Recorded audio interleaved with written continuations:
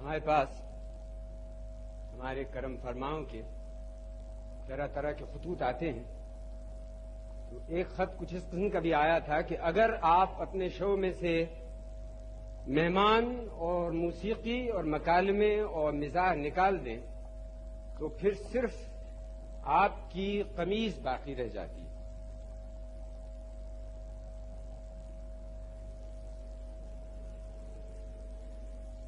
آج جو مہمان عزیز میرے یہاں ہیں، میں سمجھتا ہوں ان کا تعارف انہی کے الفاظ میں کراؤں بغیر کسی ہیرا پھیری کے تو بہتر ہوگا، اس لیے کہ وہ خود فرماتے ہیں کہ اپنی تعریف اور تعارف کرانا کار ثواب ہے، اس لیے کہ اس طرح دوسرے لوگ جھوٹ بولنے سے بچ جاتے ہیں۔ ہم نے ان سے ان کی تاریخ پیدائش پوچھی تو کہنے لگے کہ اب عمر کی اس منزل تک آن پہنچا ہوں کہ اگر کوئی سن ولادت پوچھ بیٹھے تو میں اسے فون نمبر بتا کر باتوں میں لگا لیتا ہوں۔ اور پیشے کے بارے میں انہوں نے فرمایا کہ حساب میں ہمیشہ فیل ہوتا رہا ہوں اور حساب میں فیل ہونے کو اپنے مسلمان ہونے کی آسمانی دلیل سمجھتا ہوں۔ گو اب آج کل ذریعہ معاش حساب کتاب ہے، اور اپنی پہچان یہ بتائی کہ اوور کوٹ پہن کر بھی دبلا لگتا ہوں اور مثالی صحت رکھتا ہوں، اس لحاظ سے کہ جب لوگوں کو کراچی کی آب و ہوا کو برا ثابت کرنا مقصود ہوتا ہے تو میری مثال دیتے ہیں۔ حلیے کے بارے میں انہوں نے عجیب و غریب فقرہ کہا، کہنے لگے اپنے آپ گیا ہوں۔ ہم نے تفصیل پوچھی تو بتایا کہ پیشانی اور بال کے حد فاصل اس حد تک اڑ چکی ہے کہ منہ دھوتے وقت یہ معلوم نہیں ہوتا کہ کہاں سے شروع کروں۔ کہنے لگے کہ مجھے خوشبوؤں میں نئے کرنسی کے نوٹ کی خوشبو بہت مرغوب ہے، اور میں سمجھتا ہوں کہ اگر تازہ تازہ کرارے کرنسی نوٹوں کا عطر ملازمت پیشہ لوگ اپنے گھر میں مہینے کی آخری تاریخ میں اپنی بیگمات کو اور خود بھی سونکھا کریں تو گھریلو زندگی جو ہے،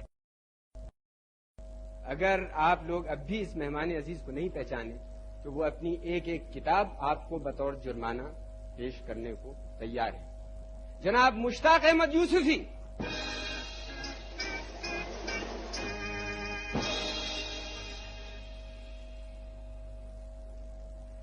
یوسفی صاحب، آپ نے اپنے بارے میں یہ مشہور کر رکھا ہے کہ صبح صبح آپ بغیر آئینے میں دیکھے شیو کرتے ہیں۔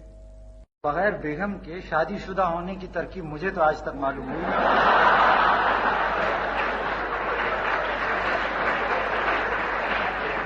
میرا مطلب یہ تھا کہ بیگم صاحبہ یہاں تشریف رکھتی ہیں یا نہیں؟ سب ہیں، آواز تو سنائی دے رہی ہے مجھے۔ صاحب اگر گستاخی نہ ہو تو پوچھوں آپ سے کہ شادی آپ نے والدین کی مرضی سے کی؟ کس کے والدین؟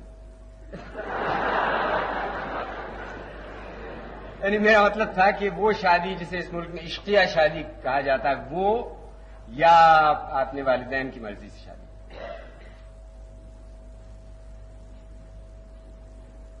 صاحب میں نے اپنی بیوی کی پسند کی شادی کی۔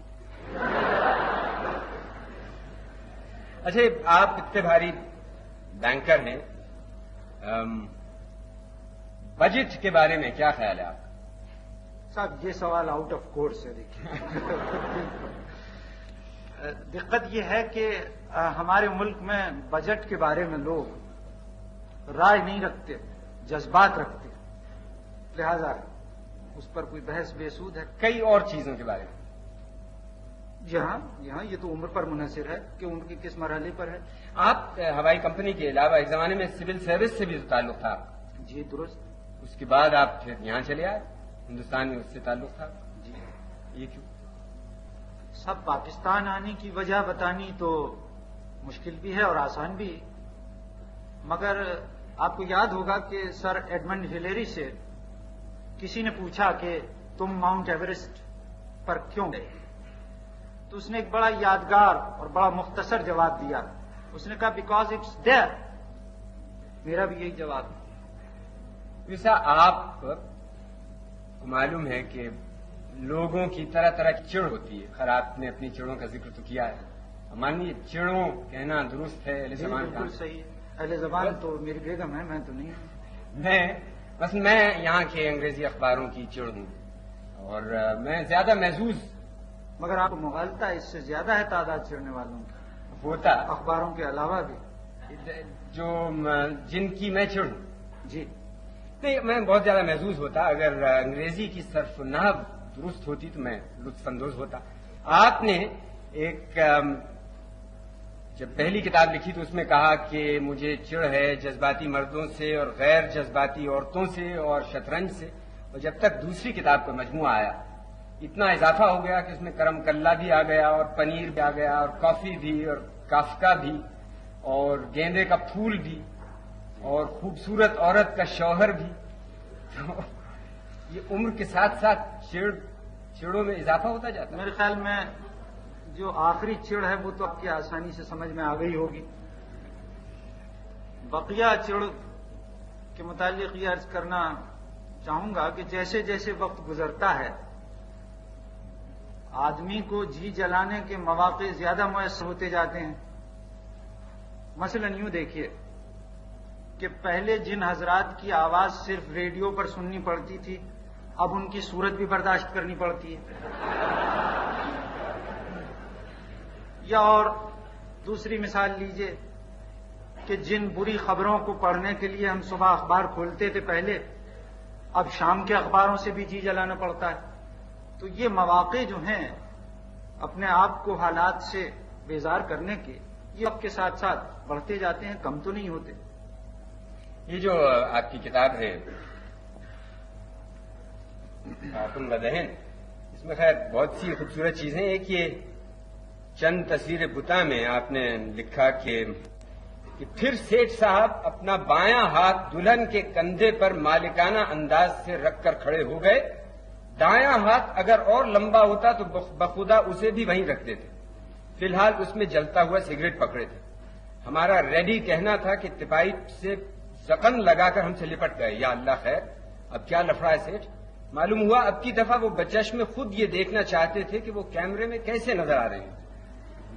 یہ تو تصویر کھینچنے کا شوق ہے. صاحب مجھے بھی یہ خواہش ہو رہی ہے کہ اس وقت یہ پتہ چل جائے کہ اسکرین پر کیسا نظر آ رہا ہوں. یہ آپ دیکھ لیجئے گا، چند دنوں کی بات ہے. خود کبھی یوسفی صاحب آپ نے تصویر کھنچوائی بھی. بات یہ ہے کہ مجھے بچپن سے فوٹوگرافی کا شوق ہے اور اسی لیے میں خود کبھی فوٹو نہیں کھنچواتا. آپ نے دیکھا ہوگا کہ بڑے قابل اور بڑے مشہور سرجن ہیں کہ ان کے پاس آپ سر درد کی شکایت بھی لے کے جائیں تو وہ آپ کا اپینڈکس نکال کے ہاتھ پہ رکھ دیتے ہیں، لیکن وہ خود کبھی اپینڈکس نہیں نکلواتے. تو اسی طریقے سے فوٹو کھنچوانے سے میری بھی کچھ ایک الرجی سی ہے. اس دفعہ البتہ اتفاق ہوا فوٹو کھنچوانے کا. میں کوئی 10 سال سے چھٹی پر نہیں گیا تھا. بعض لوگوں کا یہ خیال تھا کہ میں چھٹی اس لیے نہیں جاتا ہوں کہ لوگوں کو پتہ چل جائے گا کہ چھٹی جانے کے بعد بھی بینک کا کام بہت اچھی طریقے سے چل سکتا ہے. بہرحال اس دفعہ میں نے 3 دن کی چھٹی مری جانے کے لیے لی، آرام کی خاطر، مگر بیگم بھی ساتھ تھی. تو ایک دن مال پر ٹہل رہے تھے وہاں مری میں، تو مجھے یہ خیال آیا کہ جب سے ہماری شادی ہوئی ہے ہم نے ایک ساتھ تصویر کوئی نہیں کھنچوائی. چنانچہ فوراً یہ فیصلہ کیا کہ بھائی اب ایک ساتھ تصویر کھنچوائی جائے گی کم از کم، خصوصاً بجٹ سے پہلے. تو ہم ایک فوٹوگرافر کی دکان پہ گئے. جس وقت ہم فوٹوگرافر کی دکان پہ پہنچے تو وہاں ایک نوبیاحتہ جوڑا اپنی عروسی کی تصویر کھنچوا رہا تھا. دلہن نے سرخ جوڑا پہن رکھا تھا اور دلہا نے سنہری کام کے جوتے پہن رکھے تھے. کیا کہتے ہیں ان کو، میں نام نہیں جانتا. ان کی نوک یوں بلڈاگ کی ناک کی طرح پیچھے کو مڑی گئی. تو صاحب انہیں جب یہ دیکھا تو ہماری سمجھ میں نہیں آیا اب ہم یہ کیسے کہیں کہ ایک ساتھ ہماری بھی کھینچ دو تصویر. فوٹوگرافر اپنے دل میں کیا کہے گا کہ صاحب اس عمر میں ان کی دیکھا دیکھی یہ بھی ساتھ کھنچوا رہے ہیں. کچھ ذہن پہ زور ڈالا اور خیال یہ آیا کہ یہ کہا جائے کہ صاحب ہماری پاسپورٹ فوٹو بنا دیجیے، اس لیے کہ رسم